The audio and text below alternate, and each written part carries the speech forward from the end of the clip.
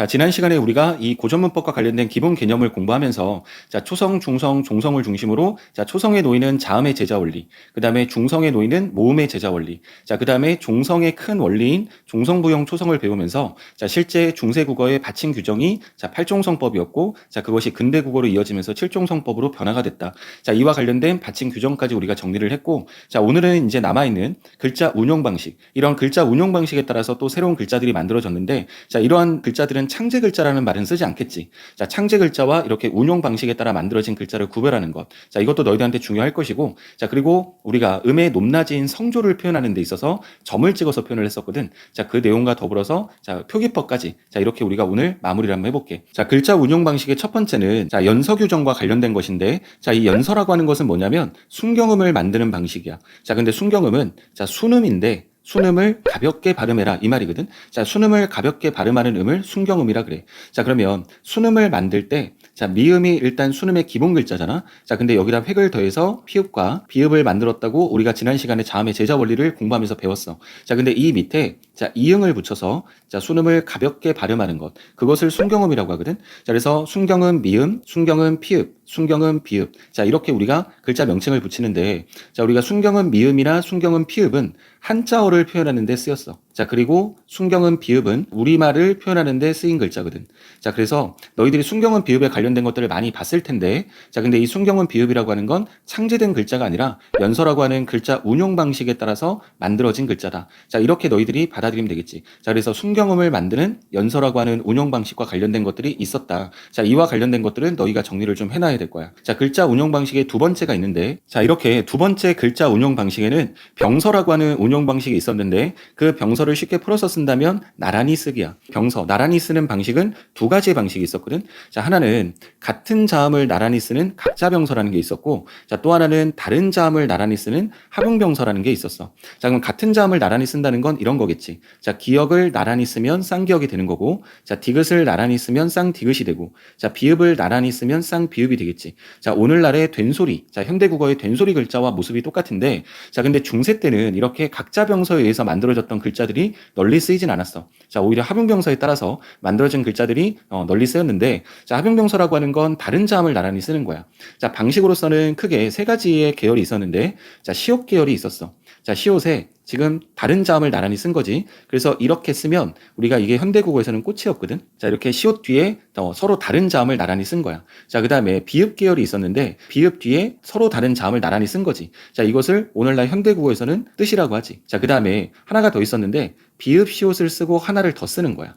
자, 그래서 이런 글자들이 있었는데 자, 이 글자는 오늘날 현대국어에 뭐뭐 할 때 이런 글자거든. 자, 이렇게 너희가 눈으로 보다시피 같은 자음이 아니라 나란히 다른 자음을 지금 쓴 건데 자, 너희들이 묶어서 같이 개념 하나를 알아둬야 되는 것은 지금 이런 단어들을 보면 어두라고 하는 초성 자리에 자음이 연이어 나란히 쓰인 거거든. 자, 그러니까 자음이 지금 하나로 쓰인 게 아니잖아. 자음이 여러 가지가 같이 쓰인 건데 자, 그렇다면 우리가 자음이 무리를 이뤘다라고 해서 자음군이라고 얘기하고 그 자리가 초성 어두에 놓인다고 해서 자, 이러한 글자들을 우리가 개념으로서 어떻게 받아들이냐면 어두자음군이라고 해. 그래서 어두자음군은 지금 뭐하고 밀접한 관련이 있냐면 지금 너희가 눈으로 봤다시피 합용병서라고 하는 것과 밀접한 연관성이 있으니까 자, 같이 묶어서 개념을 처리해야 될 거야. 자, 그래서 지금 글자 운용 방식의 두 번째 병서는 나란히 쓰기. 자, 그걸 통해서 우리가 오늘날 된소리 글자 자, 이런 것들이 만들어졌다라고 하는 것도 너희가 같이 묶어서 알아둬야겠지. 자, 그 다음에 세 번째 방식은 지금 너희가 눈으로 보다시피 부서라고 하는 운영 방식이 있는데 이 부서라는 운영 방식은 좀 앞에서 봤었던 것과 성격이 좀 다르기는 해. 자, 부서라고 하는 것은 뭐냐면 자, 모음의 위치를 규정해 주는 거야. 자, 그래서 하서와 우서라고 하는 두 가지가 있었는데 그 모음을 초성 아래에다 쓰느냐 초성의 오른쪽에다 쓰느냐 자, 이와 관련된 규정이거든. 자, 그런데 우리가 창제 글자들 중에 지금 아부터 시작해서 아야, 어여, 오요, 우유, 의 자, 여기에 아래아까지 총 11자를 우리가 지난 시간에 창제했다고 배웠었는데 자, 그렇게 본다면 초성 아래에 쓰여야 되는 것들 자, 이 모음은 자, 너희들이 판별하기가 그렇게 어렵지 않을 텐데 자, 오나 요 그 다음에 우나 유, 자, 그 다음에 그 다음에 아래야 같은 경우는 이건 전부 다 초성에 그 자음의 아래에다 써야 되는 모음들이야. 자, 그런데 우서 같은 경우는 초성, 자음을 중심으로 오른쪽에 쓰는 거니까 자, 아나, 야, 그 다음에 어나, 여. 자, 여기에다가 이까지를 포함하면 자, 얘네들은 초성에 자음의 오른쪽에다 받쳐 적는 그런 모음인 거지. 자, 그래서 너희들이 지금 기본적으로 쓰고 있는 어떤 우리가 모음을 다는 위치, 자, 그것과 연관지어서 본다면 이 부서라고 하는 규정은 너희들이 크게 어렵지 않게 받아들일 수 있을 거야. 자, 그러면 여기서 우리가 글자 운용 방식에 관련된 것들 세 가지를 다 봤는데 자, 여기에서는 글자 운용 방식에서도 다 똑같은 등이가 아니고 좀 차이 나는 변별 지점들이 있어.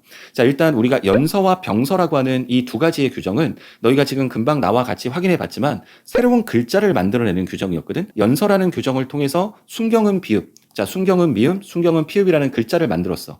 자, 그 다음에 병서라는 규정을 통해서 우리가 쌍기역이나 쌍디귿, 쌍비읍, 자, 이런 어떤 글자들, 새로운 글자들이 만들어졌거든. 자, 근데 우리가 지금 금방 봤었던 이 부서 규정은 앞에서 봤었던 두 개의 규정과는 좀 다르게 모음의 위치를 규정하는 것이기 때문에 자, 어떤 새로운 글자를 만들어내는 그런 규정은 아닌 거야. 자, 그래서 똑같은 글자 운용 방식이긴 하더라도 자, 그 연서 규정과 병서 규정은 새로운 글자를 만들어내는 그런 규정이다. 자, 그에 반면에 자, 이렇게 부서 규정이라고 하는 건 모음의 위치만 규정할 뿐 자, 어떤 새로운 글자를 만들어내는 것은 아닌 규정이다. 자, 이렇게 너희들이 변별을 잘해서 머릿속에 숙지를 해야 될 것 같아. 자, 그래서 글자 운용 방식과 관련된 세 가지 정리를 했고 자, 그 다음에 이 가점이라고 하는 것은 뭐냐면 우리 지난 시간에 가획이란 것은 획을 더한다고 했잖아. 자, 가점이라고 하는 것은 점을 더한다는 얘기야. 자, 점을 더해서 음의 높낮이인 성조를 표현하는 게 있었거든. 이런 점 이름을 뭐라고 하냐면 방점이라 그래. 자, 그러면 이 방점이라고 하는 것은 음의 높낮이를 표현하는 건데 자, 우리 현대국어에서는 성조가 없어. 자, 우리가 일부 지역 방언에 보면 뭐 함경도라든가 내지는 경상도에 보면 이런 성조가 오늘날 남아있긴 하지. 자, 그렇지만 우리 국어가 성조를 가진 국어다라고 말을 하진 않거든. 자, 근데 이 훈민정을 만들 때는 자, 성조가 있어서 그 성조를 표시하는 점이 있었어. 우리가 그것을 방점 내지는 네 개의 성조를 표현하는 점이라고 해서 사성점 이렇게 불렀거든. 자, 이렇게 평성, 상성, 거성, 입성 이렇게 네 가지의 성조가 있었어. 자, 평성이라고 하는 것은 낮은 소리를 평성이라고 했고 그 다음에 상성은 낮았다가 높아지는 소리를 상성이라 그래. 그 다음에 거성이라고 하는 것은 높은 소리고 그 다음에 입성이라고 하는 것은 좀 성격이 다르긴 한데 빨리 입을 딱 다물어 버리는 소리야. 자, 그런데 우리가 이 가점이라고 하는 것은 점을 찍는다 그랬잖아. 자, 근데 평성이라고 하는 것은 점을 몇 개 찍었냐면 안 찍었어. 자, 가장 낮은 소리는 점을 찍지 않았어. 그러니까 점이 없으면 그건 평성이란 얘기야. 자, 그러면 낮았다가 높아지는 소리는 점을 몇 개 찍었냐면 글자 왼쪽에다가 두 개를 찍었어. 자, 그리고 거성이라고 하는 것은 점을 하나 찍었고 자, 입성이라고 하는 이 부분이 골 때린 부분인데 자, 이 부분은 입성은 점이 없기도 하고 점이 하나이기도 하고 점이 두 개이기도 해. 자, 그러면 너희가 지금 눈으로 봐도 입성이라고 하는 것이 가장 골 때린 부분이잖아. 구분하는 방법은 자, 이 받침을 잘 봐야 돼. 자, 받침이 기역으로 끝나거나 디귿으로 끝나거나 비읍으로 끝나거나 시옷으로 끝나는 것. 자, 이렇게 네 개의 자음으로 받침이 끝나면 그것은 점 개수와 상관없이 입성이라 그래. 자, 그럼 너희가 입성을 판단할 때는 점 개수를 보면 안 되고 일단 받침에 무엇이 왔냐. 자, 이걸 너희들이 판단해야 된다는 거야. 자, 그래서 일단은 이 방점과 관련된 성조와 관련된 것은 아직까지 시험에 직접적으로 출제되진 않았지만 나는 충분히 시험 문제에 출제할 수 있는 가장 중요한 포인트라고 생각하니까 자, 너희들이 성조와 관련된 이 방점을 잘 기억해야 되는데 자, 낮은 소리는 점을 찍지 않았다. 그 다음에 낮았다가 높아지는 상성은 점을 두 개 찍었고 그 다음에 높은 소리에 해당되는 거성은 점을 하나 찍었어. 자, 근데 이것들과 비교할 때 입성은 빨리 입을 닫아버리는 소리긴 한데 점이 없을 수도 있고 하나일 수도 있고 두 개일 수도 있지만 그걸 판단하는 기준은 받침에 무엇이 왔느냐. 그래서 받침 자리에 기역과 디귿, 비읍, 시옷 이렇게 네 개의 자음이 왔을 때는 점 개수와 상관없이 우리가 이걸 입성이라고 한다. 자, 그러면 너희들한테 내가 퀴즈 하나를 내볼게. 자, 지금 여기에 훈민정음 서문에 나오는 어제에 나오는 부분을 내가 지금 예로 써놨는데 자, 이것과 관련해서 너희들이 뭘 판단할 수 있어야 되냐면 성조를 판단할 수 있어야 돼. 자, 그러면 일단 지금 나란 말씀이 5개가 나왔는데 자, 나 같은 경우는 지금 점이 없어. 자, 그렇기 때문에 평성이라고 봐야 되겠지. 자, 그 다음에 락 같은 경우는 점이 하나야. 그러니까 거성. 자, 그 다음에 말. 자, 이건 점이 두 개가 있으니까 상성. 그 다음에 싸 같은 경우도 지금 점이 없기 때문에 평성. 자, 그 다음에 미 같은 경우는 점이 하나 찍혔으니까 거성. 지금 이렇게 너희들이 보고 자, 고개를 끄덕끄덕 했으면 이건 잘못된 판단인 거야. 자, 왜 잘못된 판단이냐면 자, 지금 나머지 평성과 상성, 거성은 점 개수로 판단할 수 있지만 아까도 강조했지만 입성이라고 하는 것은 점 개수와 상관없이 받침에 무엇이 왔냐가 중요하다고 얘기했잖아. 자, 그런데 지금 두 번째 랏을 보면 지금 여기에 점이 하나 찍혀서 눈으로 볼 때는 거성처럼 보이지만 지금 받침이 시옷이거든. 자, 시옷 받침을 가지고 있기 때문에 얘는 거성이 아니라 입성인 거야.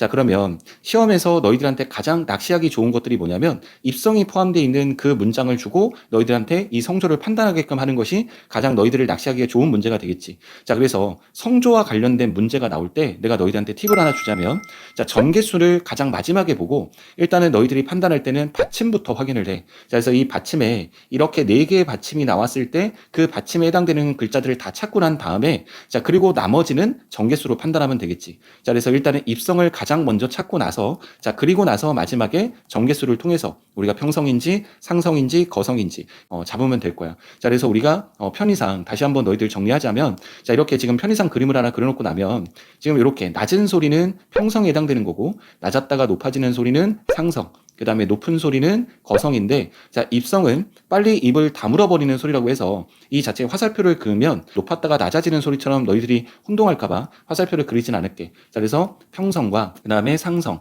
그 다음에 거성, 자, 이렇게 이미지를 너희들 머릿속에 잡고, 자, 우리가 이 성조를 판단해야 되는 시험 문제가 나올 때는 입성에 해당되는 받침을 모두 먼저 확인하고 난 뒤 전개수를 통해서 나머지의 어떤 성조들을 판단하면 된다. 자, 이렇게 너희들이 머릿속에 정리해두면 시험에서 혼동될 이유가 없을 거야. 자, 그 다음에 마지막으로 이 표기법과 관련된 것만 설명을 간단하게 하고 이제 진짜 마무리를 지을 건데, 자, 표기법이라고 하는 것에 너희들이 많이 봤겠지만, 자, 이어적기 표현, 그 다음에 끊어적기 표현, 그 다음에 거듭적기 표현이라는 게 있고, 이걸 우리가 한자로 얘기할 때는 이어적기는 연철 표현, 그 다음에 끊어적기는 분철 표현, 그 다음에 거듭적기는 중철이라고도 하고 혼철이라고도 해. 자, 그런데 끊어적기라고 하는 이 부분이 현대국어의 표기법의 가장 큰 원칙이야. 자, 근데 이어적기는 중세국어의 원칙이라고 봐야 될 것이고, 자, 그 다음에 거듭적기라고 하는 것은 뭐 근대국어 시기에, 자, 우리가 중세를 거쳐 근대를 거치고 그 다음에 현대로 오는데, 자, 근대가 그러면 중세와 현대를 이어주는 어떤 과도기적인 시기잖아. 자, 그 시기에 드러난 표기법이라고 생각하면 돼. 자, 그래서 표기하는 방식은 크게 어렵지 않은데, 자, 지금 예를 내가 이렇게 두 가지를 써놨거든.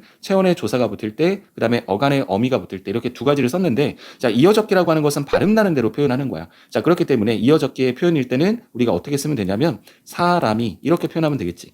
자, 그러면 우리가 발음 나는 대로 표현인 거고, 이걸 우리가 이어적기라 그래. 자, 그럼 끊어적기는 오늘날처럼 쓰면 되는 거야. 자, 사람이가 되겠지. 자, 이렇게 쓰게 되면 오늘날처럼 끊어적기가 되는 것이고, 자, 근데 거듭적기라고 하는 것은 뭐냐면 받침에 썼던 자음을 첫 소리에 한 번 더 적어주는 거야. 자, 그래서 어떻게 적냐면 사람이라고 적으면 되겠지. 자, 그래서 이렇게 뒷부분을 보면 뒤에 나와 있는 모습이 이렇게 중세국어의 연철 표기하고 좀 비슷하고, 이렇게 앞부분을 중심으로 본다면 현대국어하고 비슷해. 자, 그래서 현대국어적인 요소도 있고, 자, 그 다음에 중세국어적인 요소도 같이 갖고 있는 이런 과도기적인 표현을 거듭적기라고 한다. 자, 그러면 체온의 조사를 붙여본 거고, 어간 어미도 뭐 그렇게 어렵지 않게 판단할 수 있겠지. 자, 자, 잡다라고 하는 용언 어간에 아라고 하는 어미를 붙일 때 뭐 중세국어의 이어적기 표현, 발음 나는 대로 쓰는 거니까 당연히 자바가 되겠지. 자, 그럼 현대국어는 오늘날처럼 잡아가 될 것이고, 자, 근데 근대국어 표기, 자, 받침을 첫 소리에 한번 더 적어준다 했으니까 그 표기로 본다면 잡바가 되겠지.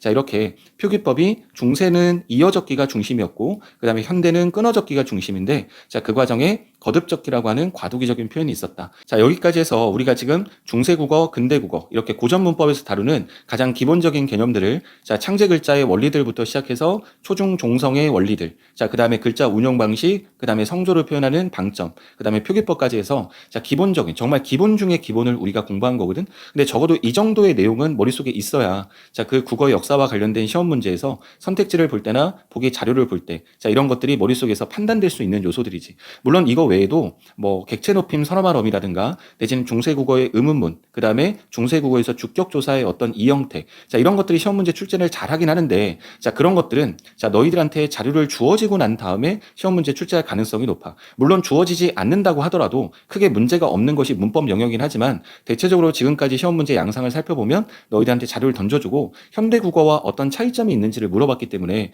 너무 겁먹지 말고 너희들이 공부하는 과정에서 그런 문제를 접할 때마다 그와 관련된 자료들을 너희들이 조금씩 이렇게 좀 공부해 두고 너희들 머릿속에 배경식으로 좀 남겨놓으면 그 다음에 그 문제들을 처리하는데 훨씬 더 너희들이 수월하게 문제를 처리할 수 있을 거야. 자, 2월의 첫날 내가 첫 수업을 올렸고 약 6개월 정도 달려왔는데, 자, 이 수업을 마지막으로 해서 문법 수업은 이렇게 마무리를 할게. 자, 15년을 넘게 수능을 준비하는 친구들하고 뭐 같이 수업하고 그렇게 사는 어떤 선생이란 직업을 가지고 살았지만 뭐 대면하고 눈도 마주치고 피드백을 주고 받으면서 그렇게 하는 오프 수업이 아니라 이렇게 매체에다 올리려고 찍는 강의가 좀 어색하기도 하고 뭐 호흡도 그렇고 여러 가지가 다르고 낯설고 힘들고 그렇더라고. 예전에 내가 인강제의를 한번 받은 적이 있었는데 그때 거절했었던 이유도 이럴 것 같아서였거든. 뭐 똑같진 않더라도 실제 비슷하게 경험을 해보니까 뭐 요즘은 새삼스럽게 다시 인강을 찍는 선생님들이 굉장히 좀 존경스럽고 그렇더라고. 자, 올 초에 내가 일이 있어갖고 지방에 잠깐 갈 일이 있었는데 자, 거기 갔다가 그곳의 지인이 뭐 여기는 학교 외에는 학원이란 곳이 없다면서 자, 여기서 학원을 해보면 어떻겠냐 이렇게 농담 반 진담 반 이런 얘기를 하셨어. 자, 갑자기 내가 이 얘기를 왜 꺼냈냐면 그 자리에서 내가 그냥 웃고 지나쳤는데 집에 와서 이 강의들을 찍으면서 그냥 그런 생각이 들더라고.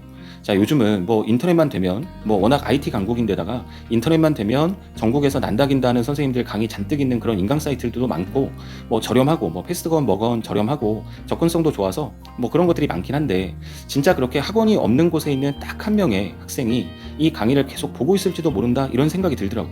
그래서 그날부터 나는 뭐 있을지 없을지도 모르는 그 가상의 딱 한 명의 학생만 생각하면서 이 강의를 찍었거든. 뭐 많이 부족한 사람이기 때문에 뭐 완벽하고 훌륭한 강의를 찍어보자 뭐 이렇게까지는 아니었어도 적어도 찍고 난 다음에 부끄럽거나 후회되지 않게끔 그래서 최선을 다해서 한번 찍어보자 이런 생각으로 찍었으니까 뭐 특히나 요즘처럼 이렇게 코로나 때문에 힘들게 공부하는 너희들한테 아주 조금이라도 뭐 도움이 됐으면 좋겠다. 그러면 내 목적은 달성할 게 아닐까 뭐 이런 생각이 들어. 자, 내가 수업을 하든 아니면 수업과 관련해서 조언이나 잔소리를 할 때 내가 잘 쓰는 말이 하나 있는데 뭐 내 수업으로 내지는 내가 하는 이 조언이나 잔소리로 딱 한 새끼만이라도 변화가 생길 수 있다면 나는 그 한 새끼를 위해서 이 수업도 하는 거고 이 잔소리를 하는 거다 이런 얘기를 많이 하거든. 그런 마음으로 이 강의를 찍었고 또 강의 중간중간 그런 마음으로 너희들한테 학습과 관련된 조언들도 했던 거니까 자, 그런 의미로 강의도 조언도 이렇게 좀 도움이 됐으면 좋겠다 이런 생각이 들어. 나는 내가 가르치는 학생들한테도 이 강의 얘기를 하지 않았어. 앞으로도 그럴 생각이고 뭐 오프 수업을 하는 친구들을 위해서 만든 강의도 아니고 뭐 만들어 놓은 것을 돌려 쓴다고 이렇게 올리는 것도 아니야. 그리고 뭐 많이 부족한 사람이기 때문에 내가 뭐 이름을 알리고 싶다 이런 생각으로 시작한 것도 아니고 그냥 나한테는 너희들보다 조금 더 일찍 그 과정을 뭐 겪었던 사람이고 자, 그리고 너희들보다는 내가 조금 더 경험이 있기 때문에 자, 그런 것을 바탕으로 내 스스로는 뭐 작은 도전 같은 것이고 자, 그리고 그걸 바탕으로 봉사활동 같은 것 난 이렇게 생각하고 시작을 한 거거든. 뭐 쓸데없는 소리가 길어지긴 했는데 종합적으로 얘기하자면 더 자세히 다루고 싶긴 했지만 시간상 그러지 못해서 뭐 찍지 못했던 더 다루지 못했던 강의들은 있었어도 뭐 대충 찍지는 않았으니까 잘 활용해서 너희들이 준비하는 시험에서 좋은 결과가 있었으면 좋겠고 뭐 언제든지 이 강의를 보고 나서 질문할 점이 생기고 뭐 의문점이 생기면 주저하지 말고 눈치 보지 말고 댓글을 달든 아니면 메일을 보내든 그렇게 질문해도 괜찮아. 뭐 나는 원래 서비스를 하는 직업이니까 뭐 그게 늘 직업인 사람이니까 그렇게 질문도 많이 하고 자, 문법 수업은 이렇게 마무리를 했지만 뭐 또 다른 부분에서 어떤 것이 도움이 될 수 있을지 고민하고 또 도움이 될 수 있도록 그렇게 한번 해볼게. 자, 지금까지 공부한다고 고생 많이 했고 마지막 수업은 여기까지 할게.